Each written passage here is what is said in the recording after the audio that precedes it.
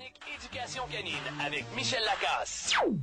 Oui, Michel Lacasse qui est au téléphone. Bonjour, Michel. Bonjour. Comment vas-tu? Ça va super bien, toi? Ça va super bien. Hey, on va parler, on va donner 5 petits trucs pour faire baisser les frais chez le vétérinaire, mais auparavant, on va parler de Yellow Dog Project. C'est quoi ça, Yellow Dog Project? En fait, on parle de ça parce que c'est vraiment intéressant, Anne, et parce que ça gagne en popularité au Québec et partout dans le monde. Le Yellow Dog Project qui consiste à faire porter un foulard jaune aux chiens qui ont besoin d'espace pour différentes raisons.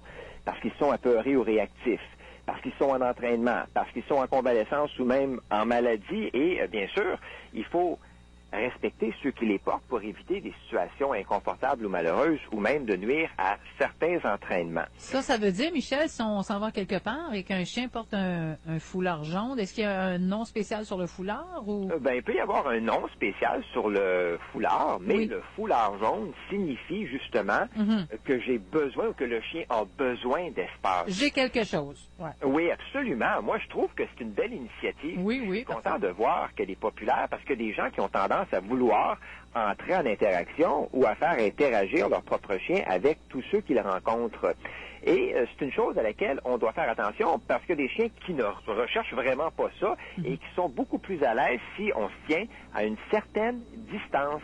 Alors, c'est ce que vient communiquer finalement le foulard jaune qu'on attache au cou de l'animal ou même à sa laisse.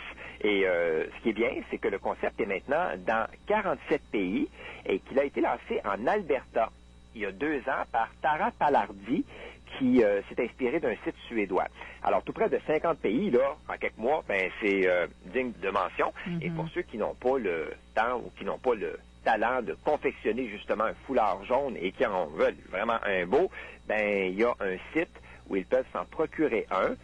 C'est le site J'ai une bulle au www.jeunebulle.com. Les prix varient entre 7,95 et 10,95 selon la grandeur. Et la beauté de la chose, c'est que pour chaque foulard vendu, on remet $1 à la cabane de Liam, qui est un refuge pour chiens québécois. C'est donc une initiative qui est très gagnante.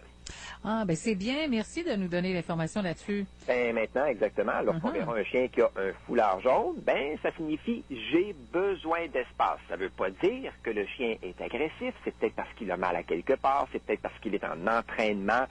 Mais quoi qu'il en soit, donc, on se tasse un peu et puis on lui donne son espace. Quelque chose qui m'intéresse, faire baisser les frais chez le vétérinaire, des petits trucs ce matin. Oui, les frais vétérinaires, tu sais, qui peuvent monter rapidement. Il n'est pas rare qu'on sorte de la clinique puis qu'on soit moins riche de quelques centaines de dollars. Oui. Mais écoute, ça fait partie de la vie lorsqu'on a un chien. Oui. Il a besoin de soins comme nous et comme il n'y a pas d'assurance maladie gouvernementale, il faut vraiment tout payer, comme quand on va à la clinique privée. Sauf qu'il y a des petites choses qu'on peut faire. Et qui peuvent aider à réduire les frais et les visites, justement, chez le vétérinaire. C'est pas très compliqué. Et puis, ça peut vraiment faire une différence. Il y a plein d'oreilles qui sont ouvertes, là. Oui, je sais. On parle d'économie, puis de bonnes économies à part ça. Oui. Première des choses, c'est de surveiller le poids de notre chien. Je lisais qu'un animal mince peut vivre 2 ans de plus qu'un animal qui souffre d'embonpoint. Alors, on s'assure de lui offrir un mode de vie qui est actif et on donne une bonne nourriture, puis pas trop de gâteries à notre chien. Le truc numéro 2, Anne, on élimine les éléments toxiques de l'environnement. Comme tu sais, il y a des plantes, il y a des médicaments, il y a certains aliments aussi pour humains qui ne sont pas très bons pour nos animaux. Alors, on s'informe pour bien les connaître et on s'organise pour que notre chien ne puisse pas y avoir accès. Ça s'appelle ça gérer l'environnement. C'est super important de le faire. Parce que il est pas rare qu'un chien mange quelque chose et qu'il soit malade, puis que ça nous coûte justement une visite chez le vétérinaire. 3e conseil, pour réduire les frais toujours, on voit à la bonne dentition de notre ami poilu en lui brossant les dents quelques fois par semaine. Ah, ça, c'est important. Il y a de très bons produits qui sont destinés à l'hygiène buccale du chien et qui sont disponibles. Et la plupart des chiens finissent à très bien tolérer l'exercice du brossage de dents. Alors, ça vient espacer les détartrages qui coûtent une jolie fortune. Oui, puis il y a des brosses spéciales qui existent pour les chiens. Il y a toutes sortes de choses qui existent. Pâte à dents aussi. Pâte à dents poulet. Ouais. Alors, c'est ça, donc les chiens en viennent vraiment qu'à aimer se faire brosser les dents. 4e chose à faire aussi, désensibiliser notre chien aux manipulations. On veut idéalement que le vétérinaire soit capable de lui examiner les oreilles, le toucher aux pattes et le coucher aussi sur le côté sans trop de problèmes. Lorsqu'on désensibilise, ben ça va faire un chien beaucoup plus coopératif. Il n'y a pas besoin de sédation ou même d'anesthésie pour recevoir certains soins. Ça aussi, ça peut nous faire économiser des sous.